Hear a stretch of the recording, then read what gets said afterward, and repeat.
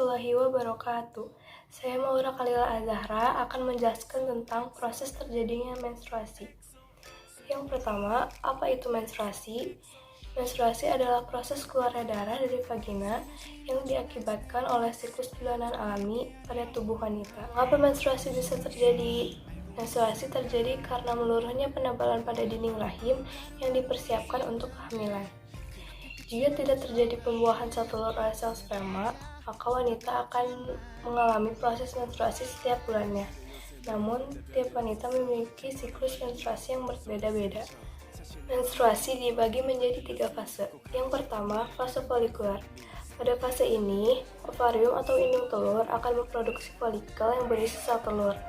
Seiring dengan perkembangannya, dinding endometrium juga akan ikut menebal untuk menyambut sel telur yang sudah dibuahi oleh sel sperma. Yang kedua, fase ovulasi.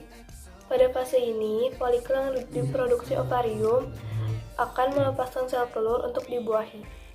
Sel telur yang telah matang akan bergerak melalui tuba falopi dan menuju rahim. Sel telur ini hanya bertahan selama 24 jam saja. Yang ketiga, fase luteal. Fase ini juga dikenal dengan fase promenstruasi, yang umumnya ditandai dengan gejala seperti payudara membesar, munculnya jerawat, badan terasa lemas, dan menjadi emosional. Apa saja hormon-hormon yang mempengaruhi menstruasi? Yang pertama, hormon progesteron. Hormon ini akan membantu mempersiapkan lapisan dalam rahim atau endometrium untuk menerima sel telur yang dibuahi oleh sperma. Jika tidak terjadi pembuahan, kadar hormon progesteron akan menurun dan memicu terjadinya menstruasi. Yang kedua, hormon estrogen. Hormon ini berfungsi untuk membantu perkembangan dan perubahan tubuh saat pubertas. Yang ketiga, hormon testosteron.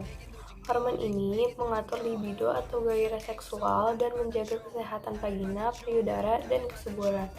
Yang keempat, hormon LH. Hormon ini bertugas untuk membantu mengatur siklus menstruasi dan ovulasi. Yang kelima, hormon FSH. Hormon ini membantu mengendalikan siklus menstruasi dan produksi sel telur di ovarium.